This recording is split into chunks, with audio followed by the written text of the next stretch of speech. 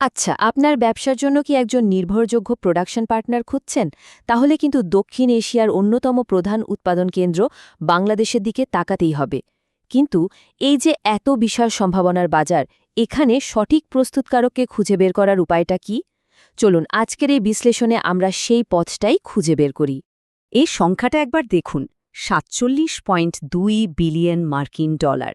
এটা কিন্তু কোনো ছোটখাটো অঙ্ক না। বিশ্বব্যাংকের তথ্য বলছে এটাই ছিল ২০২৪ সালে বাংলাদেশ থেকে পণ্য রপ্তানির মোট পরিমাণ। শুধু এই একটা সংখ্যায় বুঝিয়ে দেয় আমাদের দেশের শিল্প খাতে সুযোগটা ঠিক কতটা বিশাল। কিন্তু এই বিশালতাই আবার একটা বড় চ্যালেঞ্জ তৈরি করে, তাই না? সারা দেশে ছড়িয়ে ছিটিয়ে আছে হাজার হাজার উৎপাদনকারী প্রতিষ্ঠান। এখন একজন স্থানীয় উদ্যোক্তা হন বা বিদেশি আমদানিকারক, যেই কেউই হন না কেন, এই ভিড়ের মধ্যে থেকে সঠিক পার্টনারকে খুঁজে বের করাটা কিন্তু বেশ কঠিন মনে হতে পারে। এই সমস্যাটাকেই বলা হয় ডিসকভারেবিলিটি বা খুঁজে পাওয়ার চ্যালেঞ্জ। তাহলে প্রশ্ন হল, এই হাজার হাজার প্রতিষ্ঠানের ভিড়ে সঠিক পার্টনার খুঁজে বের করার সমাধান কি? এর সমাধান কিন্তু লুকিয়ে আছে এমন একটা টুলের মধ্যে, যা পুরো প্রক্রিয়াটাকে অনেক সহজ করে দেয় এবং যোগ্য প্রতিষ্ঠানগুলোকে সবার সামনে নিয়ে আসে। আর সেই টুলটাই হলো একটা ম্যানুফ্যাকচারার্স ডিরেক্টরি। সহজ করে বললে এটা হলো একটা গোছানো তালিকা, যেখানে উৎপাদনকারীদের সব জরুরি তথ্য, যেমন তারা কি বানায়, কোন সেক্টরে কাজ করে, কোথায় তাদের অফিস, এই সব কিছু সুন্দর করে সাজানো থাকে। ফলে এলোমেলোভাবে ইন্টারনেট সার্চ না করে একটা গোছানো সিস্টেমের মাধ্যমে পছন্দের পার্টনারকে খুঁজে পাওয়া যায়। এই কথাটা একবার দেখুন, কি অসাধারণ একটা উপমা। একটা ডিরেক্টরিকে বলা হচ্ছে শিল্প সক্ষমতা আর বাজারে ঢোকার মধ্যে একটা বাস্তব সেতু। এই একটা বাক্যই কিন্তু ডিরেক্টরির আসল গুরুত্বটা দারুণভাবে তুলে ধরে।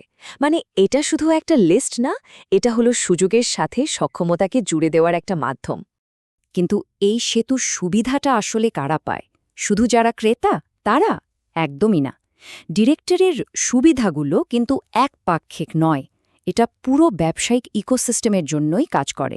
মানে ক্রেতা এবং বিক্রেতা দুজনের জন্যই এটা সমানভাবে মূল্যবান। এখানে ব্যাপারটা আরও পরিষ্কার হয়ে যাবে। ধরুন, ক্রেতাদের দিক থেকে যদি ভাবি, তারা খুব দ্রুত সঠিক সাপ্লায়ার খুঁজে পাচ্ছেন। ফলে তাদের অনেক সময় আর টাকা দুটোই বেঁচে যাচ্ছে।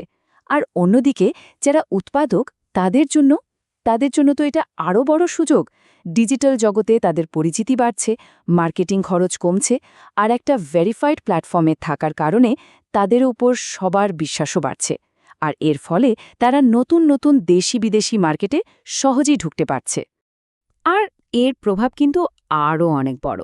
একটা ভালো মানের ডিরেক্টরি কিন্তু দেশের মোট রপ্তানি বাড়াতে সাহায্য করে, সাপ্লাই চেইনকে আরও মজবুত করে, এমনকি নতুন নতুন বিনিয়োগকারীদেরও আকর্ষণ করে।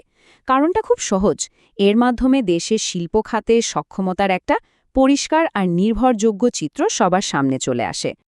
তো এতক্ষণ তো আমরা বুঝলাম যে ডিরেক্টরি জিনিসটা কেন এত গুরুত্বপূর্ণ। এখন আসল কথায় আসা যাক, বাস্তবে এটা কিভাবে ব্যবহার করতে হবে। চলুন এবার কিছু কার্যকরী টিপসের দিকে নজর দেয়া যাক। দেখুন, বাংলাদেশে কিন্তু মূলত ৩ ধরনের ডিরেক্টরি পাওয়া যায়। এক হল জেনারেল B2B প্ল্যাটফর্ম, যেখানে বিভিন্ন খাতের ব্যবসা প্রতিষ্ঠানগুলো লিস্টেড থাকে। ২ হল নির্দিষ্ট কোনো খাতের সমিতিভিত্তিক তালিকা, যেমন ধরুন গার্মেন্টস বা চামড়া খাতের জন্য আলাদা তালিকা। আর ৩, সরকারি বিভিন্ন প্রতিষ্ঠানেরও কিন্তু রপ্তানিকারকদের ডেটাবেজ রয়েছে। সবচেয়ে ভালো ফল পাওয়ার জন্য প্রায় এই ৩ ধরনের ডিরেক্টরির মিশ্রণ ব্যবহার করতে হয়।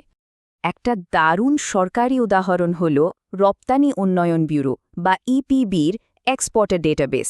যারা আন্তর্জাতিক বাণিজ্যের জন্য নির্ভরযোগ্য পার্টনার খুঁজছেন, তাদের জন্য এটা কিন্তু একটা খুবই গুরুত্বপূর্ণ স্টার্টিং পয়েন্ট। আবার ধরুন, কেউ যদি নির্দিষ্ট কোনো খাত নিয়ে কাজ করতে চান, যেমন তৈরি পোশাক, তাহলে তার জন্য সেরা জায়গা হল বিজিএমই এর সদস্য তালিকা। কারণ বাংলাদেশের এই প্রধান শিল্প খাতের সবচেয়ে বিশেষায়িত এবং যাচাই করা তথ্য কিন্তু এখানেই পাওয়া যায়। আর এই আধুনিক ডিজিটাল যুগে টি&আইবি বিজনেস ডিরেক্টরির মতো প্ল্যাটফর্মগুলোও কিন্তু দারুণ কাজ করছে। এর মূল লক্ষ্যই হল যাচাই করা বাংলাদেশি ব্যবসাগুলোকে সরাসরি বিশ্ববাজারের সাথে জুড়ে দেওয়া আর তাদের ডিজিটাল পরিচিতি বাড়িয়ে তোলা। তাহলে একজন প্রস্তুতকারক হিসেবে টি&আইবির মতো একটা ডিরেক্টরিতে নিজেকে তুলে ধরবেন কিভাবে? মনে রাখার মতো মাত্র 4টি সহজ ধাপ আছে। প্রথমে একটা সম্পূর্ণ ও পেশাদার প্রোফাইল তৈরি করুন। এরপর আপনার ব্যবসার জন্য সঠিক লিস্টিং অপশন কোনটা সেটা বেছে নিন। 3 নম্বর আর খুব জরুরি ধাপ হল সঠিক কিওয়ার্ড ব্যবহার করে প্রোফাইলটাকে সার্চের জন্য অপটিমাইজ করা। আর সবশেষে প্রোফাইলটা নিয়মিত আপডেট করুন, সক্রিয় থাকুন। তার মানে কি দাঁড়ালো? একটা ম্যানুফ্যাকচারার্স ডিরেক্টরি আসলে শুধু একটা ফোন বুক বা নামের তালিকা নয়, এটা হলো পরিচিতি, বিশ্বাসযোগ্যতা আর সংযোগ তৈরির একটা শক্তিশালী কৌশলগত হাতিয়ার, যা একটা দেশের শিল্প সক্ষমতাকে সত্যিকারের বাণিজ্যিক সুযোগে বদলে দেয়। আজকের আলোচনাটা শেষ করব একটা খুব জরুরি প্রশ্ন দিয়ে। এখনকার দিনে তো যে কোনো ব্যবসার শুরুটাই হয় একটা অনলাইন সার্চ দিয়ে, তাই না? এই ডিজিটাল যুগে যে কোনো প্রতিষ্ঠানের জন্য সঠিক জায়গায় চোখে পড়াটা বা দৃশ্যমান থাকাটা আর কোনো অপশন নয়, এটা অপরিহার্য। প্রশ্ন হলো, বাংলাদেশের প্রতিষ্ঠানগুলো কি সেই সুযোগটা পুরোপুরি কাজে লাগাচ্ছে?